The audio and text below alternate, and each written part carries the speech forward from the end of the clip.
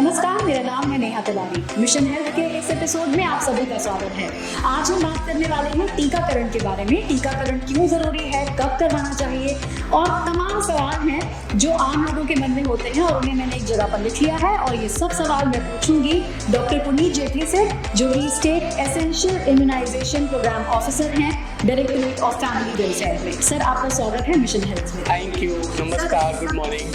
Good morning sir. सबसे पहला सवाल, टीकाकरण बच्चों के लिए क्यों जरूरी है और उनकी हेल्थ का ये किस तरह से ओवरऑल ध्यान रखता है? तो सबसे ज़रूरी बात ये है कि हमें ये जानना है, कई सारी वैक्सीन प्रिवेंटेबल डिजीज़ हैं, यानी वो बीमारियां जो हम वैक्सीन के जरिए बचा सकते हैं जान बच्चों की। जी।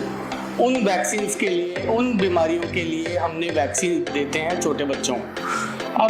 अब ये अलग अलग उम्र में ये टीके दिए जाते हैं, जिन उम्र में उन बीमारियों का सबसे ज़्यादा प्रभाव होता है इस हिसाब से। जी।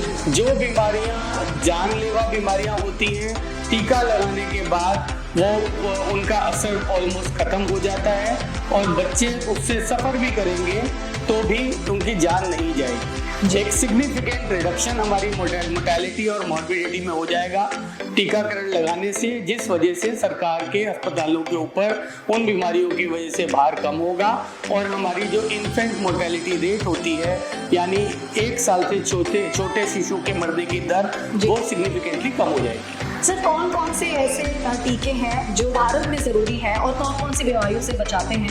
थोड़ा बहुत समरी बता दीजिए हमारे दर्शकों को। तो ये सबके लिए जानना बहुत ज़रूरी है कि हमारा जो टीकाकरण है वो हमारे जन्म से ही शुरू हो जाता है। जी। तो जन्म के वक्त हेपेटाइटिस बी वायरस की जो वैक्सीन होती है, हेपेटाइटिस बी वैक्सीन, वो जन्म के वक्त दी जाती है। इसी तरह से पोलियो हालांकि हमारे रीजन से ख़त्म हो गया है, बट दुनिया के किसी रीजन में, पाकिस्तान, अफगानिस्तान, कई जगह अभी भी पोलियो के केसेस आते हैं। तो उससे बचने के लिए, पोलियो दोबारा ना आ जाए, इसके लिए OPV भी 0 डोज जन्म के वक्त दी जाती है। इसके अलावा TB से बचने के लिए BCG वैक्सीन दी जाती है। तो ये तो हमारी जन्म की वैक्सीन होगी। उसके बाद 6 हफ्ते पे हम पेरेंट्स को फिर से बुलाते हैं, बच्चे को लेके वो दोबारा आते हैं और 6 हफ्ते पे हम उन्हें पेंटावेलेंट वैक्सीन देते हैं, जो कि 5 बीमारियों से बचाता है। 5 बीमारियां यानी DPT यानी डिप्थीरिया, पर्ट्यूसिस, टेटनस यानी गलघोटू, टेटनस और काली खांसी, उसके साथ हीमोफाइलस इन्फ्लुएंजा B और हेपेटाइटिस बी की वैक्सीन दोबारा दी जाती है। तो ये हमारी 6 हफ्ते पे दी जाती है। इन वैक्सीन के साथ 6 हफ्ते पर ही हम एक FIPV की डोज देते हैं छोटे बच्चे को, या जो कि इंट्राडर्मली दी जाती है। वो भी बहुत इफेक्टिव वैक्सीन है। उसके अलावा एक बहुत बड़ा कारण जो मॉर्बिडिटी का छोटे बच्चों में होता है वो डायरिया होता है। डायरिया से बचाने के लिए रोटा वायरस की ड्रॉप भी 6 हफ्ते पे दी जाती है। 10 हफ्ते पे यानी और 28 दिन के बाद हम बच्चे को दोबारा बुलाते हैं और उस समय हम उसको DPT यानी पेंटावेलेंट, उसके साथ OPV और उसके साथ बेसिकली रोटा वायरस की सेकेंड डोज देते हैं। सिमिलरली 14 हफ्ते पे दोबारा बुलाते हैं और 4 हफ्ते के बाद, और यही वाली वैक्सीन रिपीट की जाती है। साथ में FIPV की सेकेंड डोज दी जाती है और सारी रोटा वायरस की 3rd डोज दी जाती है। तो ये वाली वैक्सीन, एक जो मैं स्किप कर गया, वो PCV होती है। PCV होती है न्यूमोकोकल कॉन्जुगेट वैक्सीन। वो हम 6 हफ्ते पे देते हैं पहली डोज, 14 हफ्ते पे देते हैं दूसरी डोज आफ्टर 8 वीक्स। उसके बाद तीसरी डोज हम बूस्टर फॉर्म में 9 महीने पे दोबारा देते हैं। एक बार 14 हफ्ते तक की सारे टीके लग गए बच्चों को, तो बच्चे को सीधा हम 9 महीने पे बुलाते हैं। 9 महीने पे हम इसको देते हैं मीजल्स और रूबेला की वैक्सीन, उसके साथ PCV का बूस्टर डोज और FIPV की 3rd डोज। इस तरह से 1 साल के अंदर का सारा टीकाकरण हर बच्चे के लिए बिल्कुल अनिवार्य है और ये सारी बीमारियां जानलेवा बीमारियां हैं और हम सबको ये सुनिश्चित करना चाहिए कि अपने बच्चों को लेकर जो नियरेस्ट डिस्पेंसरी है, सरकारी केंद्र है, हेल्थ सेंटर है, वहाँ जाके टीका लगाएं। टीकाकरण जरूर करवाएं, यानी थोड़े समय के अंतराल पर जो जरूरी टीके हैं वो अपने बच्चों को जरूर लगवाते रहने चाहिए। लेकिन सर, एक सवाल ये जरूरी है कि बहुत सारे पेरेंट्स में साइड इफेक्ट्स का डर होता है कि बच्चे को बुखार हो जाता है, दर्द हो जाता है, तो उस वजह से उन्हें छुट्टी लेनी पड़ जाती है। इस वजह से शायद इस अप्रीहेंशन की वजह से वो टीकाकरण के लिए नहीं ले जाते हैं बच्चों को।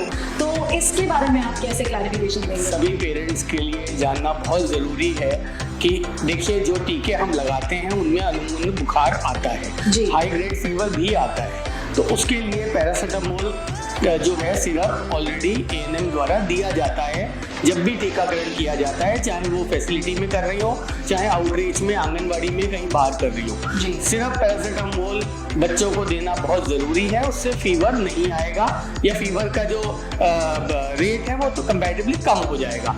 2 दिन के फीवर की वजह से हम एक बच्चे को जानलेवा बीमारी से ना बचाएं तो ये बिल्कुल गलत है। ये सारी बीमारियां जानलेवा बीमारियां हैं। 2 दिन का फीवर जरूर होगा बच्चे को, लेकिन उम्र भर उसको वो बीमारियां नहीं होंगी जो कि उसकी जान कभी भी ले सकती हैं। इसके लिए हमें बड़ी तकलीफ से बचने के लिए थोड़ी बहुत छोटी तकलीफ में अगर चाह भी जाता है जो कि कंट्रोल की जा सकती है इजीली मेडिसिन के जरिए, तो वो बहुत जरूरी है। सर एक और सवाल, अगर कोई टीका स्किप हो जाता है तो उसको कैसे पिकअप करते हैं? तो जब कोई टीका स्किप हो जाता है तो अर्लीस्ट पॉसिबल चांस में हम उसको उस टीके को दोबारा दे सकते हैं। इनफैक्ट जब अगली बार पेरेंट आते हैं तो हम उसको सारी की सारी डोजेज पिछली वाली पहले ही दे सकते हैं और सारी वैक्सीन एक दिन में भी दी जा सकती हैं। ये इसकी भी पॉसिबिलिटी है जो कि ANM इसका डिसीजन लेती हैं या मेडिकल ऑफिसर इसका डिसीजन लेते हैं। तो स्किप होने के बाद हमारी ये जिम्मेदारी बनती है, जैसे ही हमें याद आए हम उसको ANM के पास लेके जाएं, आशा के पास लेके जाएं, आंगनबाड़ी के पास लेके जाएं, मेडिकल ऑफिसर के पास लेके जाएं और उनको बताएं कि अभी तक ये टीके हम लगवा चुके हैं, ये टीके हमारे अभी भी बचे। अब इसमें सबसे ज़रूरी जो चीज़ है कि हमारी ANM, आशा, आंगनबाड़ी ये भी लगातार मोबिलाइज करती रहती हैं। SMS भी आते हैं यूविन के जरिए, अब SMS भी आते हैं बेनिफिशियरी को कि अब आपको लगाना है। तो स्किप तो अब किसी को इस समय नहीं करना चाहिए जब इतने सारा हेल्थ मैन पावर और हमारे पास IT नेटवर्क है जो याद दिलाता रहता है लगातार। यानी कि हम अपनी जिम्मेदारी पूरी तरह से निभा रहे हैं कि आपके बच्चे का टीकाकरण पूरा हो। अब ये आपकी जिम्मेदारी बनती है कि आपको उसे टीकाकरण केंद्र तक लाना है और समय से टीकाकरण करवाना है। सर एक बहुत महत्वपूर्ण सवाल है कि कौन सी बातों का ध्यान रखना चाहिए, कैसे समझेंगे कि बच्चा टीकाकरण के लिए तैयार है? देखिए सारी की सारी वैक्सीन एज स्पेसिफिक वैक्सीन होती है, तो अपनी उम्र के हिसाब से, जैसे मैंने अभी स्टार्टिंग में बताया 1 साल तक के सारे टीकों की डिटेल बताई, तो वो अपनी उम्र के हिसाब से जो टीका ड्यू है उस टीके को आके पेरेंट्स को लगवाना चाहिए। लगवाने के कई सारी जगह हैं हमारी, चाहे वो हेल्थ सेंटर है, चाहे आउटरीच है। इसके अलावा अब वो यूविन के जरिए, यूविन पे एंट्री होती है, एक तरह से अवेलेबल MCP कार्ड यूविन के ऊपर होता है, तो यूविन के जरिए भी वो ये जान सकते हैं कि अगला स्लॉट कहाँ पर है। एज एक सबसे मेन कारण होता है या मेन निर्धारित करने वाला एक वो लैंडमार्क होता है जो डिसाइड करता है कि कौन सा टीका कब लगाया जाए। जी ये तो सर बात हो गई बच्चों की। अब गर्भवती महिलाओं में टीकाकरण क्यों जरूरी है, इसके बारे में भी थोड़ा सा बता दीजिए। तो गर्भवती महिलाओं को हम TD वैक्सीन लगाते हैं, यानी टेटनस और एडल्ट डिप्थीरिया।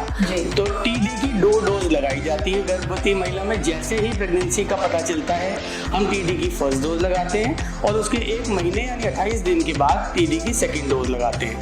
ज़रूरी बात यह है कि अगर 3 साल के अंदर दूसरी बार वो प्रेग्नेंट हुई है तो अगली बार उसे TD1 TD2 नहीं, सिर्फ TD बूस्टर लगाने की जरूरत है, बशर्ते उसने पिछली प्रेगनेंसी में TD1 और TD2 दोनों का कोर्स पूरा किया। Thank you so much sir हमारे दर्शकों को टीकाकरण के बारे में महत्वपूर्ण जानकारियां देने के लिए। हम आगे भी आपको अपने कार्यक्रम में बुलाते रहेंगे और जो हमारे दर्शकों की कंफ्यूजन है, जो उनके सवाल हैं, उनके जवाब आपको। Thank you for having me. Thank you.